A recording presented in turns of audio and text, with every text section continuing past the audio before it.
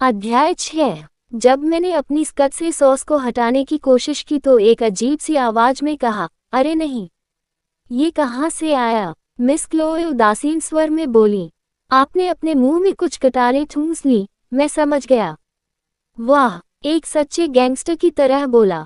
मैं वास्तव में यह नहीं कह सकता था, लेकिन मैंने इसे अपने दिमाग में सोचा था। फिर मैंने अपना सिर झुका लिया। मिस क्लो को ये कैसे पता चला? आप कैसे जानते हो? मेरा आज का काम पूरा हो गया है, इसलिए अपने कमरे में वापस जाओ। मुझे तुम्हारी मदद की जरूरत नहीं है।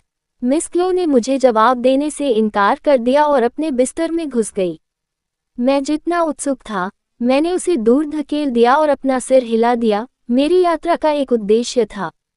ठीक है, मैं सिर्फ आपकी सेवा करने के लिए नहीं आया था।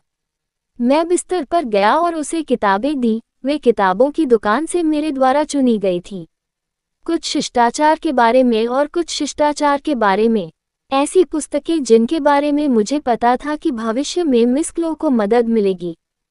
अपनी आने की क्षमता के बारे में अपनी समझ में सुधार करना उसके लिए उपयोगी साबित होने वाला था। यह क्या है? आप हर रात पढ़ते हैं? उसकी ठंडी निगाहें संदेह में बदल गईं। मैंने अपने गालों से उसकी चुभन भरी नज़र को पोंछते हुए कहा, ठीक है। अभी शायद कोई मुझे देख रहा होगा, लेकिन मुझे लगता है कि मैं अभी भी तुम्हारे लिए कुछ किताबें चुरा सकता हूँ। मिस क्लोए केवल अपने क्षीण चेहरे से मुझे देखती रही। मैं किसी विशेष प्रतिक्रिया की उम्मीद नहीं कर रहा था, लेकिन ये चुप्पी भी अजीब थी। जैसे ही मैंने अजीब स्थिति से बचने के लिए इधर उधर देखा, मिस क्लो ने अपने होंठ खोले और कहा, आपको ये कैसे पता? क्योंकि मैंने एक उपन्यास पढ़ा था जिसमें आप मुख्य पात्र थे। ये वह नहीं है जो मैं कह सकता था। मैं नहीं कर सका। मैंने तुरंत दूसरी ओर देखा और उत्तर दिया, मुझे नहीं पता। किसी तरह मैं जानता था कि यह बहुत ही असंबद्ध उत्तर था और मिस क्लो को भी ऐसा ही लगता था। आप क्या हैं? वह कंकाल जो किसी भी समय ढह सकता था, अपना गुस्सा दिखाना जानती थी। लेकिन मैं समझ सकता था कि मिस क्लो को चिंता क्यों महसूस हो रही थी। इस पर उनका प्रतिक्रिया न देना बड़ी समस्या होती।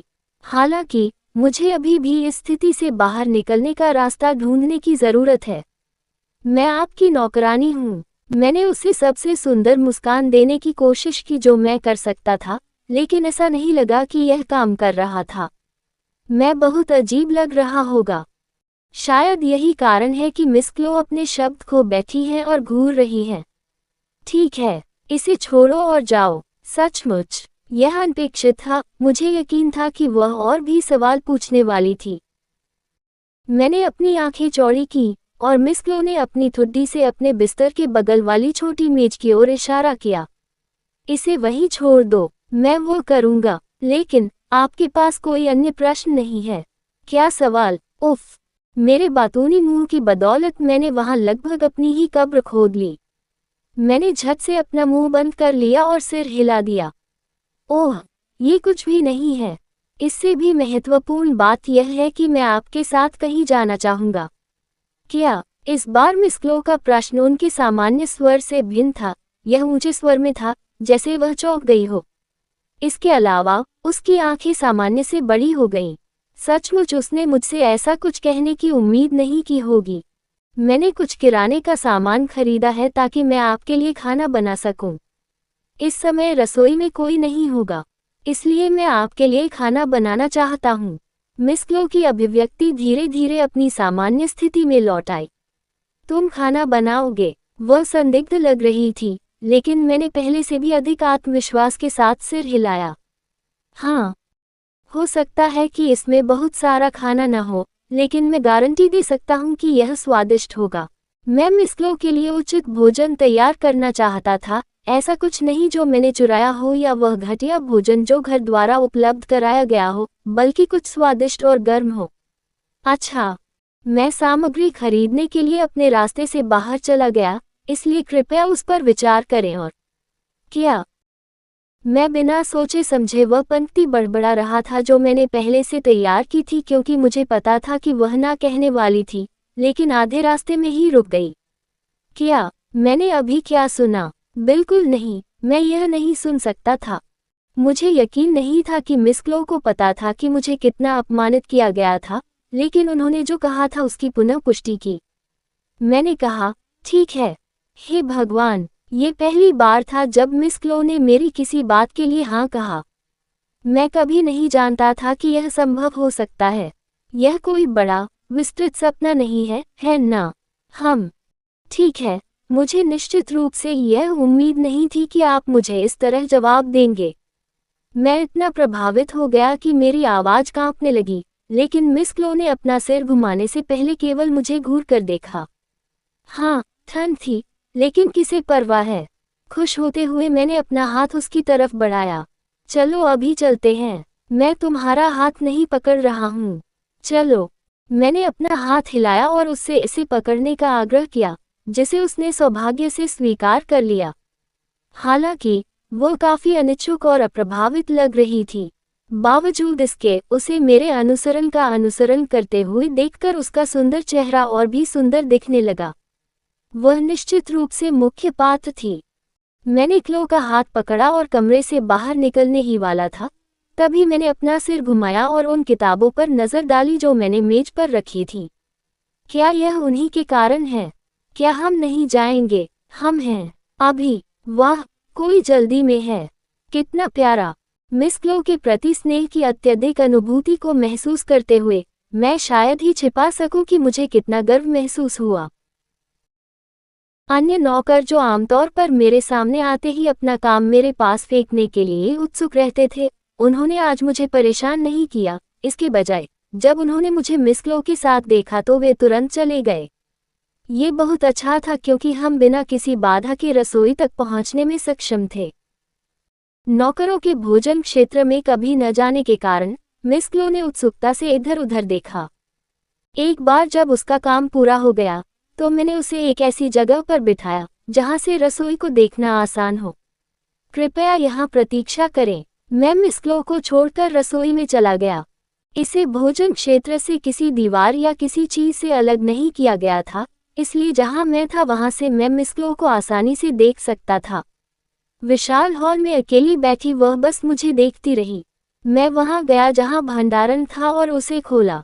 मेरे द्वारा पहले खरीदी गई सामग्री उस छोटे से स्थान में छिपी हुई थी जो मेरे द्वारा दरवाजा खोलने पर बनी थी। सामग्रियां दरवाजे के पीछे थीं। मेरा मतलब है, ये वहां था, लेकिन ऐसा क्यों है? मुझे समझ नहीं आया कि मैं क्या देख रहा था। मैं बस बैग को घूरता रहा, जो कपड़े की तरह फटा हुआ था। ऐसा लग रहा था जैसे किसी ने किसी नुकीली चीज का उपयोग करके इसे नष्ट कर दिया हो। क्या इसका मतलब यह है कि सामग्री भी? मैंने ऐसा सोचा था, लेकिन मैं चाहता था कि यह सच न हो। हालांकि केवल एक चीज जो मैं देख सकता था वह टूटे हुए अंडे के छिलके, अंडे की सामग्री में भीगी हुई सब्जियां और एक कटा हुआ प्याज था। क्या हो रहा है? मैं बैठकर बैग का सामान साफ कर रहा था, तभी मेरे पीछे से मिस क्लो की आवाज आने पर मैं हड़बड़ा गया। मेरा मानना है कि वह मेरी जांच करने आई थी क्योंकि मैं बहुत देर तक भंडारण में था। खैर, ये वही है। मैं जो सामान लाया था वह सब बर्बाद हो गया।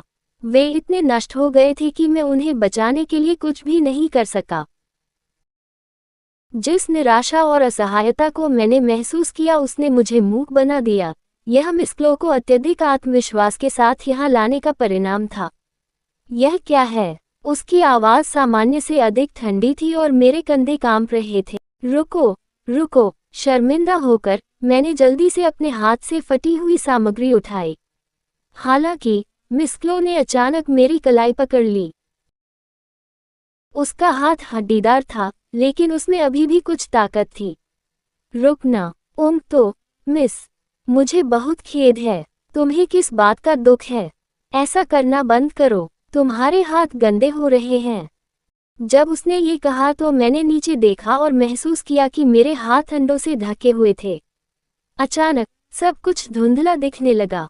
ईमानदारी से कहूं तो मैं मिस क्लो के लिए कुछ अच्छा करना चाहता था क्योंकि उसने अनिच्छा से मुझे माफ कर दिया था। मैं आभारी था कि वह धीरे धीरे मुझसे खुलने लगी थी, तब भी जब परिस्थितियां ऐसी थीं कि उसे लोगों को दूर धकेलना पड़ता था और उन पर संदेह करना पड़ता था। मैं जानता था कि मैं दुर्व्यवहार को नहीं रोक सकता, इसलिए उसे अपनी सराहना दिखाने का यह मेरा तरीका था। हालांकि अभी स्थिति इतनी कम थी कि मैं उपहार या अपनी कृतज्ञता की अभिव्यक्ति जैसे शब्दों का उपयोग करने का प्रयास भी नहीं कर सकता था। मैं सचमुच निराश था, इतनी निराशा कि मेरी बढ़ती भावनाएं शारीरिक रूप से मेरा शरीर छोड़ रही थीं। हे भगवान, मैं आमतौर पर इस तरह की बातों पर नहीं रोता। आप रो रहे हैं, ये बेवकूफ, वे बहुत अपरिपक्व हैं, वे दूसरे लोगों के भोजन के साथ कैसे खिलवाड़ कर सकते हैं। बोलते समय मेरी आंखों से अनजाने में आंसू गिर गए। शायद यह अंतिम प्रहार था जिसने मुझे शीर्ष पर पहुंचा दिया। मैं मजबूत बनी हुई थी और संघर्ष कर रही थी, लेकिन अब तक मैंने जो कुछ भी सहा है, उसका मेरे सीने पर भारी बोझ पड़ा। हालांकि मिस क्लो को जो सहना पड़ा उसकी तुलना में यह शायद कुछ भी नहीं था। ये सोचकर कि मिस क्लो के लिए ये कितना कठिन रहा होगा, मेरा दिल दुख से जलने लगा। रुको, तुम क्यों रो रहे हो? क्यों? तुम क्यों हो? आखिरकार मैंने मिस क्लो के चारों ओर अपनी बाहें फैला दी और सिसकने लगा। उसके दुबले पतले, हठीले शरीर को महसूस करके मैं और भी उदास हो गया। ऐसा लग रहा था जैसे मेरे अंदर का गुस्सा आंसुओं के रूप में बह रहा हो। तुम क्या हो? आह! मुझे महसूस हुआ कि मिस क्लो कितनी अकड़ गई थी और मैंने उसकी आह सुनी, लेकिन मैं प्रतिक्रिया नहीं कर सका। जैसे ही मैं अपने युवा मालिक को अपनी बाहों में लेकर सिसकती रही, मुझे अपने कंधे और पीठ पर किसी का अजीब स्पर्श महसूस हुआ। मुझे ये देखने के लिए अपनी आंखें खोलने की जरूरत नहीं थी कि वह कौन था। यह मिस क्लो थी। उसने और कुछ नहीं कहा, लेकिन धीरे से मेरी पीठ थपथपाई। यह अजीब लेकिन गंभीर था, जिसने मुझे और भी जोर से रोने पर मजबूर कर दिया। जो दूसरे को सांत्वना देना चाहता था, उसे ही सांत्वना मिली। अगर कोई मुझसे पूछे कि रोने के बाद कटार का स्वाद कैसा होता है, तो मैं यही कहूँगा, इसका स्वाद किसी भी चीज़ जैसा नहीं होता है। कुछ नहीं, सूंघना। बेशक ऐसा नहीं है, इस बात पर विचार करते हुए कि आप कितना रोए। अपनी नाक पोंछो। जब मिस क्लो ने धीरे से मेरी ओर देखा तो मैंने अपनी नाक सूंघ ली। जो कटार मैंने अपने मुंह में डाला उसका स्वाद कुछ भी नहीं था, क्योंकि मेरी नाक पूरी तरह से बंद हो गई थी। ये पहले बहुत स्वादिष्ट था, अब ठंडा है। मुझे इसे गर्म करना चाहिए था। रसोई में हमारे असफल प्रयास के बाद हम अंततः मिस क्लो के कमरे में लौट आए और रात के खाने के लिए सीख ली। मुझे गलत मत समझो, मैंने कहा कि मैं पहले से ही भरा हुआ था और यह सब उसके लिए था, लेकिन उसने इसे नहीं खरीदा। बिल्कुल भी। मुझे माफ करें। इस बार क्या है? मिस क्लो वास्तव में विकर्षित थी। जब उसने जवाब दिया तो उसकी आवाज़ कांटों से भरी थी। बस, सब कुछ। रुको, ऐसा मत कहो। क्या तुम्हें पता है तुमने कितनी बार सॉरी कहा? बहुत हो गया। मैंने उसकी ओर हैरानी से देखा और कहा, लगभग 5 बार। मजाक मत करो, ये 10 से अधिक बार हुआ था। एक बार और मैं तुम्हें बाहर निकालने जा रहा हूँ।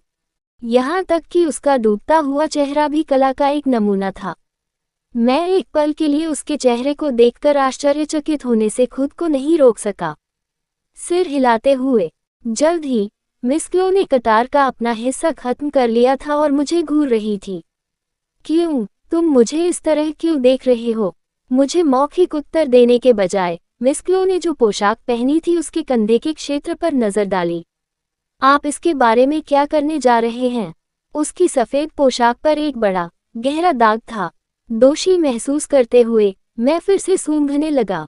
क्यों? क्योंकि वह दाग मेरे आंसुओं से बना था। मुझे क्या करना चाहिए? तुम मुझे क्यों पूछ रहे हो? कोई और चारा नहीं था, इसलिए मैंने तुरंत उसे जवाब दे दिया। मैं इसे धो दूंगा। हाँ, मिस क्लो ने मुझे ठंडा उत्तर दिया और मुझसे दूर हो गई। लेकिन वह वहाँ क्यों बैठी है? उलझन में मैंने एक पल के लिए उसे घूरते हुए पूछा, मैं इसे केवल तभी धो सकता हूँ जब आप मुझे अपनी पोशाक देंगे। कहानी खत्म। अलविदा।